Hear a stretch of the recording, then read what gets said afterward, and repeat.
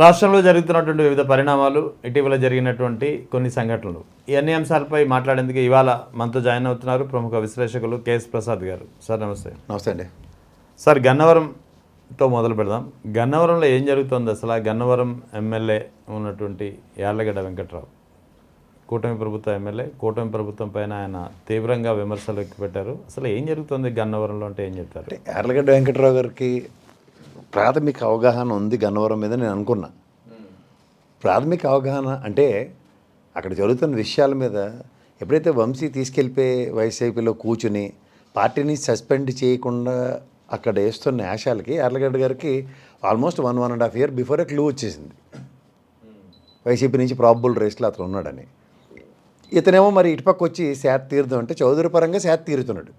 కానీ అక్కడ ఉన్న దరిద్రానికి వంశీలటోడే ఏం చేయలేక నిస్సహాయ స్థితిలో ఉన్నాడన్న విషయం పార్టీ పరంగా తెలుసుకోగలగాలి. ఏంటి అక్కడ ఉన్న అవకతవకలు? అదొక కోటరీ, గుడివాడ ఒకటి, గన్నవరం ఒకటి, చౌదరి కోటరీలు ఉంటాయి. ఆ చౌదరి కోటరీల్లో ఎవ్వడి వలన కాదు అది. వంశీ కాబట్టి నెక్కొచ్చాడు, నాని కాబట్టి అక్కడ నెక్కొచ్చాడు మొన్నటిదాకా. యార్లగడ్డ గారు ఇవాళ వచ్చి చౌదరి సామాజిక వర్గం అయినా సరే ఆయన నెట్టుకొచ్చేస్తాడని భ్రమంలో ఉండడం జరగని పని. అంటే సొంత కూటమి పార్టీ పైనే ఆయన విమర్శలు ఎక్కువ పెట్టాడు. ఏం చేస్తారండి, ఉన్న వాళ్ళందరూ వాళ్ళ ఎగ్జిస్టింగ్ తెలుగుదేశం వాళ్ళు. ఇతను పారాచూట్ తెలుగుదేశం, కొత్తగా వచ్చిన ఎమ్మెల్యే పారాచూట్ తెలుగుదేశం. వసంత కృష్ణ ప్రసాద్ గారిలాగా అన్నీ దేవుని నుమ్మాకి మట్టి కొట్టినట్టుగా కాదు కదా. అక్కడ స్ట్రాంగెస్ట్ బ్యాచ్ వంశీకి సంబంధించిన నిలదొక్కునే అంత సామర్థ్యం ఉన్న వ్యక్తితో ఢీ కొట్టుకోవాలి అక్కడ. అందులో తెలుగుదేశంలో డబల్ ఉంటుంది, ఇటు ఒకటి అటు ఒకటి కూడా రాళ్ళు వేసే బ్యాచ్లు ఉన్నాయి. వంశీ క్యాడర్ అని తక్కువది కాదు కదా అక్కడ. సో యార్లగడ్డ గారి క్యాడర్ అంటే తెలుగుదేశం క్యాడర్ ఇప్పుడు ర్యాలీ అయింది. ఆయనతో వైసీపీ క్యాడర్ లేదు కదా. కొత్తగా వచ్చిన తెలుగుదేశం క్యాడర్ ర్యాలీ అవ్వడం అంత ఈజీ కాదు కదా, నెల్లేరు మీద నడక కాదు కదా ఆయనకి. అంచేత అక్కడ ఉన్న లోకల్ సిచ్యువేషన్స్లో ఆయనకు కుదరక ఏం చేయాలి అంటే ఇక్కడ ఆయన చెప్పేది ఏంటంటే వంశీకి సంబంధించినటువంటి బంధువులకే కాంట్రాక్టులు కూటమి ప్రభుత్వం అప్పగించింది, వంశీతో కూటమి ప్రభుత్వానికి లోపాయికారిగా ఒప్పందాలు ఉన్నాయనేది యార్లగడ్డ వెంకట్రావు ఆరోపణ. అదే ఆయన అమాయకత్వం అంటాను నేను. ఆయన తెలుగుదేశం ఆయన వేరే కొంపటెట్టుకుని వైసీపీలో జాయిన్ అయిన ఆ చుట్టపొడి కొడుకు కండు వేయించినప్పుడు వైసీపీ తెలుగుదేశం సస్పెండ్ చేయలేదు అతన్ని. సస్పెండ్ చేసిందా ఆయన టెన్యూర్ని? అప్పుడే ఆయన క్లూ దొరకాలి కదా. ఇప్పటికి కూడా అక్కడ వంశీ హవాగా నడుస్తుంది. పేరుకే యార్లగడ్డ గారు అక్కడ ఎమ్మెల్యే, ఎవ్వరు ఏం చేయలేరు. అదంతా ఏంటంటే చౌదరి కోటరీలో వాళ్ళని వాళ్ళు పరిరక్షించుకోవడానికి వేసిన దానికి అక్కడ తూతూ మంత్రంగా తెలుగుదేశం ఎమ్మెల్యే కావాలి వాళ్ళకి. Please understand. ఇంకొకటి వినిపిస్తుంది, వచ్చే ఎన్నికల్లో 2029 ఎన్నికల్లో యార్లగడ్డ వెంకట్రావు తిరిగి వైఎస్ఆర్ కాంగ్రెస్ పార్టీ వైపు చూస్తున్నారు, విజయవాడ ఎంపీ కావాలని అడుగుతున్నారు. అదే సందర్భంలో వంశీ తిరిగి పాతగూటికి వెళ్తాడు టాక్ మాత్రం వినిపిస్తుంది. ఏమవుతుంది? జగన్మోహన్ రెడ్డి గారి పాదయాత్ర అప్పుడు చూసాం. వంశీ ఇటుపక్క అటుపక్క అన్న దగ్గర అటుపక్కే ఉండి 4 రాళ్ళు ఇటు వేయడం కూడా చూసాం. ఇప్పుడు ఇక్కడికి వచ్చి శాత తీరుతాం అంటే సడన్గా జైలు పెట్టిన దగ్గర నుంచి కొడాలి నాని వంశీ ఇద్దరు మౌనమునులాగా ఉన్నారు. జాగ్రత్త చూడండి. ఈ మధ్య మళ్ళీ వంశీ నానిగారు ఏదో బయటకు వచ్చి వాళ్ళు మాటలు మాడుతున్నారు, కానీ మొన్నటిదాకా మౌన వ్రతమే కదా. గమనించారా? ఆరోగ్యాలు, ఇది ఆల్ సార్ట్ ఆఫ్ ఎక్స్క్యూజెస్. అంటే యార్లగడ్డ వెంకట్రావు విజయవాడ ఎంపీగా ట్రై చేస్తున్నారు, వైఎస్ఆర్ కాంగ్రెస్ పార్టీకి విజయవాడ ఎంపీగా అని అందరూ ట్రై చేస్తారు. ఈయన కూడా రీఛార్జ్ చేయడు కదా, నాని కూడా. అందరూ రీఛార్జ్ అవుతారు. పీవీపీ కూడా రెడీగా పారాచూట్ వేసుకొస్తాడు ఎలక్షన్స్ ముందు. నేను కూడా ఉన్నానండి. ఇవన్నీ విజయవాడ ఎంపీ విషయం అందరికీ తెలిసినవే. కానీ ఇప్పుడు గన్నవరం విషయం మాడదాం. గన్నవరం ఏమీ చేయలేని యార్లగడ్డ వెంకట్రావు గారిని అండర్లైన్ చేసుకోవాలి, అంతకని ఇంకేం లేదు. చేయలేరు. వైసీపీ ఎమ్మెల్యే గెలవడు అన్నది అండర్లైన్ చేసుకోగలిగితే చాలా ఈజీ. తెలుగుదేశం కోటరీ గన్నవరంలో వైఎస్ఆర్ కాంగ్రెస్ పార్టీ గెలవదు రేపు పొద్దునైనా సరే. గెలుస్తుంది గెలదు కాదు, అక్కడ ఒక ఇంటర్నల్ హిడెన్ ఎజెండాతో నడుస్తుంది తెలుగుదేశం కార్యకలాపాలు. అవే కొన్ని కంచుకోటలు అంటారు. మీకు అర్థమవుతుంది. ఆ కంచుకోటల్లో ముందు ఒక ఫ్రంట్ ఎండింగ్ ఎమ్మెల్యే కావాలి వాళ్ళకి, వాళ్ళ పనులు చెక్క పెట్టుకోవడానికి. అది ఆ నియోజకవర్గం మీద ఎవరైనా కంక్లూజన్ రిమార్క్స్ ఇవ్వమంటే. సో ఇక ముద్రగడ పద్మనాభం కాపు ఉద్యమ నేత చనిపోయారు. ఆయన వ్యక్తిత్వం గురించి కానీ ఆయన గురించి కానీ చెప్పాలంటే, ఇప్పటి తరానికి ఆయన గురించి తెలియాల్సిన విషయాలు మీలాంటి వాళ్ళు చెప్పాలంటే ఏం చెప్తారు? ఇంటి పేర్లు అందరికీ ఉంటాయి, దాని సార్థకత తెచ్చుకోవడం చిన్న విషయం కాదు. ముద్రగడ గారి ఇంటి పేరులోనే ముద్ర ఉంది. ఆ ముద్ర ఏంటంటే ఆయన పట్టుదలకి నిదర్శనం. అందుకే ముద్ర రగడ రగడ ముద్రతో రగడే. ముద్రతో ఎప్పుడు రగడే, తేడా వస్తాయి. చెరుగ్గళ్ళాటోడు. అదే ఎవరికైనా సరే ఆ చెరుకుని తింటే అంత తీయగా ఉంటుందో అంత తీయనైన మనసు, తీయనైన మనిషి అయినా. కానీ రగడ, ఆ మధ్యలో గడకి ముద్రకి మధ్యలో రా కనుక యాడ్ చేస్తే వాళ్ళకి మలయాళం సినిమా వేరేగా ఉంటుంది. చేత ఆయన వ్యక్తిత్వంతో ఇప్పుడున్న ఈ తరంలో ఎవడు లేడు. ఆయన ఆదర్శాలు ఎలా ఉంటాయంటే తన జాతి కోసం సర్వం తానే కరిగిపోయినా పర్లేదు, చచ్చిపోయినా పర్లేదు అనుకునే మనస్తత్వం. అందులో రాజకీయ ఆకాంక్ష ఎప్పుడూ లేదు అతనికి. ఇప్పుడున్న ఈ పవన్ కళ్యాణ్ అలాగా కులం కావాలి కానీ ఓన్లీ ఫర్ రాజకీయ ప్రస్థానంలో తన ఉనికిని కాపాడుకోవడానికి. అలాంటి నేపథ్యం అవుతుంది కాదు.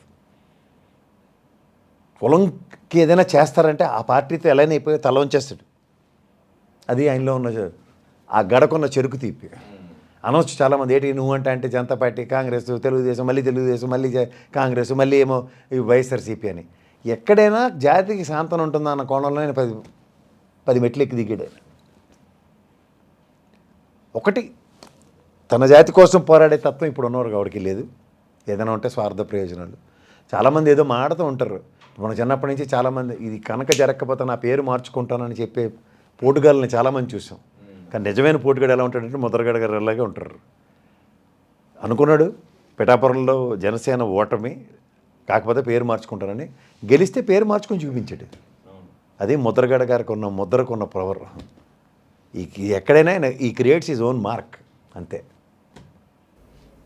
ఈ ముద్రగడ విషయంలోనే ముద్రగడ బతికున్నంత కాలం ట్రోలింగ్ చేసి అతన్ని నానా రకాలుగా వేధించి విమర్శలకు పాలు చేసినటువంటి జనసేన నేతలు ఆయన మరణానంతరం ఎన్కాష్ చేసుకోవాలనుకుంటున్నారో ఏంటో కానీ ముద్రగడకి మేము గవర్నర్ పదవి ఇవ్వాలనుకుంటున్నాం అంటే నాదెండ్ల మనోహర్ చేసే ఎలా తీసుకోవాలి? మాకు ఇక్కడ మోత్కుపల్లి నరసింహ గారి కథలు విన్నామండి. కొత్తగా ముద్రగడ గారు లేని ముద్రగడ గారిని మాత్రం కొత్తగా ప్రతిష్ఠించకండి. కూటమిలో ఉన్న తెలుగుదేశం కానీ లేదంటే వాళ్ళ బుద్ధులు వచ్చిన జనసేనకు కానీ చీకటి దెబ్బలు స్పెషలిస్ట్ అని అర్థమైపోయింది. మా మోత్కుపల్లి గారిని ఇక్కడ చూసాం కాబట్టి ఇప్పుడు ముద్రగడ గారిని మీ పరంగా మీరు గవర్నర్ అన్న ప్రతిపాదనల కంటే గవర్నర్ పదవులు లేకపోతే మినిస్టర్ పదవులు ఆయనకేం లెక్కక తృణప్రాయంగా వదులుకుని వచ్చిన వ్యక్తి అతను. మీలా మళ్ళా కాదు, ఇండిపెండెంట్గా గెలిచి చూపించినట్టు. సాధారణంగా మీకు తెలుసో తెలియక జనసేనలు ఇండిపెండెంట్గా గెలిచే సామర్థ్యం ఉన్న వాళ్ళతోనే పెట్టుకుంటారు. అక్కడ పిఠాపురంలో వరమ గారితో పెట్టుకున్నారు, ఇక్కడ ముద్రగడ గారి గురించి మాట్లాడుతున్నారు. మీరు గమనించుకోండి ఈ విషయాలు. అయితే ఇండిపెండెంట్ సామర్థ్యం ఉన్న నాయకులతో ఏది పడితే అది అవాకులు చవాకులు మీరు కానీ విస్తరలో మీరు భోంచేయడానికి నాదెండ్ల మనోహర్ గారు దయించి ప్రయత్నించకండి. అసలు టాపికే లేదు, ఊరికే ఒక లేని అంశాన్ని మేమేదో ఇవ్వాలనుకున్నామని చెప్పడం అనేది ఎంతవరకు సమంజసం? మీరు ఒక సీనియర్ జర్నలిస్ట్, ఎప్పటి నుంచో మీరు అన్ని విషయాలు తెలిసిన వాళ్ళు. నేను ఎంతో అంతో ప్రతి విషయం మీద అవగాహన ఉన్న వ్యక్తిని, చూస్తున్నాను వ్యక్తిని. ఈ ప్రస్తావన నేను ఎప్పుడు వినలేదు ఎక్కడి నుంచి కూడా. అవును, లేని ప్రస్తావనని కొత్తగా ఆయన చనిపోయిన తర్వాత తీసుకురావడం అంటే అసలు వీళ్ళని ఏమనాలి ఏంటి? వాళ్ళకి దేనికైనా ఎంతకైనా వాళ్ళ కోసం వాళ్ళు మలుచుకోవడానికి ఆ సామాజిక వర్గ ఓటు బ్యాంక్ కోసం ఆల్రెడీ మీ సామాజిక వర్గం మిమ్మల్ని లోన్ చేసుకుంటే మిమ్మల్ని అందరినీ ప్రతిష్ఠించగలిగారు 21 స్థానాలు ఇచ్చి. మళ్ళీ ఆయన ముద్రగడ గారి నెపంతో ఎన్నాళ్ళు ఆయన మీద చేసిన దాష్టికాలు పైవాడిని నాకే మంట ఎక్కిపోతుంది ఆయన గురించి మాడుతుంటే.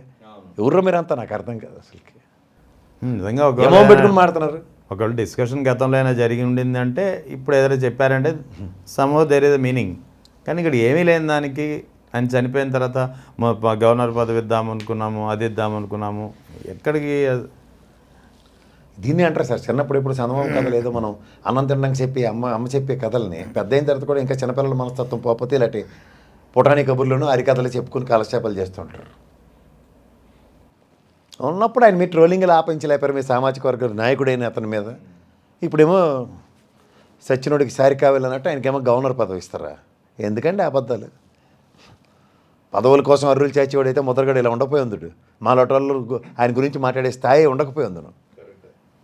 ఎక్కడో ఉన్న మామే ఆయన మీద ప్రభావితం అయ్యాం. ఆయన స్టేచర్కి మేము 2 చేతులు దండం పెడుతున్నాం. ఎవరు వీళ్ళంతా అసలుకి ఏం మాడుతున్నారు?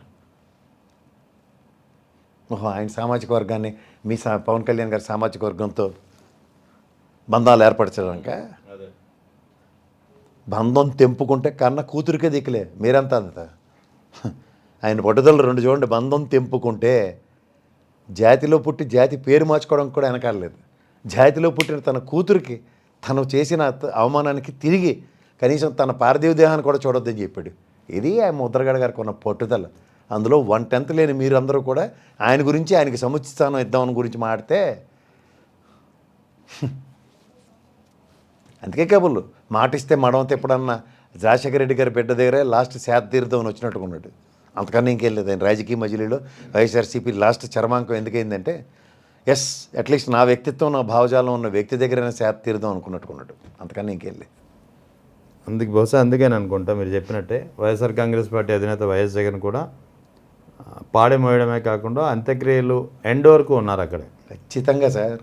ఇప్పుడు ఆయన సింధు హాస్పిటల్కి షిఫ్ట్ చేసి 4 రోజులు ఇంకా ప్రాణం నిలబెట్టిన దేవుని లాంటి మనిషి అతను. ఆ ప్రాణం నిలబెట్టిన దానికే అక్కడ ఇవాళ ఆయన ప్రాణం పోయిన తర్వాత తన ప్రజెన్స్తో ప్రూవ్ చేసుకున్నాడు. Yes there life is. అంతేకాని ఇక్కడ కాల మధ్యలో ఉండి ఆనందాన్ని ఇబ్బంది పెట్టి బదులు వెనక నుంచి కృష్ణ పరమాత్ముడు చక్రం తిప్పినట్టు తిప్పగలిగాడు. దాని సార్థకత అక్కడ. మరణానంతరం కుటుంబంకి నేను నా భుజం ఏ విధంగా పార్థివ దేహానికి ఇచ్చాను, నీ కుటుంబానికి కూడా ఓ భుజం ఇస్తానమ్మా అనే సందేశం ఇచ్చాడు అక్కడికి వెళ్ళి. ఇది గ్రహించాలి ఎవడైనా. కానీ అది తెలియకుండా ఏదో ఒకచోకలు పేర్లేడు సార్ నోరు అడ్డా. ఇప్పుడు ఆ క్రాంతి విషయంలో కూడా అంతే. క్రాంతిని రానివ్వలేదు, చూడనివ్వలేదు తండ్రిని అని చెప్పి మాట్లాడుతున్నారు. మరి ఇదే ఈ ట్రోలింగ్ చేసేవాళ్ళే లక్ష్మీపార్వతి విషయంలో ఏం చేశారు ఎన్టీఆర్ చనిపోయినప్పుడు? మీకు మళ్ళీ చెప్తాను. మీకు ఇక్కడ కొన్ని విషయాలు ఇవాళ బహిర్గతం చేయకపోతే చాలామందికి అర్థం కావట్లేదు. ఇప్పుడు తల్లి చెల్లి గొడ్డలి కథ చెప్తున్నారు కదా. మీకు ముద్దుకృష్ణ నాయుడు గారికి తెలుసు కదా. వాళ్ళ బాబు ఈసారి 2 సార్లు బాను ఓడిపోయాడు. ఈసారి ఎమ్మెల్యే ఎవరు? నగిరి రోజా మీద. ఆయన ఓటమికి కారణం ఎవరు? ఆయన తల్లి తమ్ముడు కదా. మీకైతే ఇలాగా అయితే రామారావు గారు మరణాంతరం లక్ష్మీపార్వతిని బయట వేసేస్తే ఇవైతే గుప్పుడులో దాచుకోవాలి ఆ కుటుంబాల విషయాలు. ఇదే మీకు మీ ఎత్తులైతే కుటుంబాల విషయాలు బయట పెట్టేస్తారా? అదేంటిది ఆ లాజిక్ ఏంటి? క్రాంతి తన తండ్రి ఏంటి, తన తండ్రి వ్యక్తిత్వం ఏంటి, ఆయన మరణ వాంగ్మూలంలో ఒక ఇంటర్వ్యూలో ఆయన క్లియర్గా చెప్పాడు. ఆయన క్లియర్గా చెప్పాడు. తర్వాత ఆయన ఒక 6 పాయింట్లో 7 పాయింట్లో రాసుకున్నాడు వీలునామాకి సమానంగా. అవును. తన అంత్యక్రియలు ఎలా జరగాలి, ప్రభుత్వ లాంఛనాలు కావాలా వద్దా అని. 3వది ఎప్పుడైనా సరే ఆయన ఫాలోవర్స్ ఎవరైనా మాట్లాడకుండా ఎలా ఉంటారు?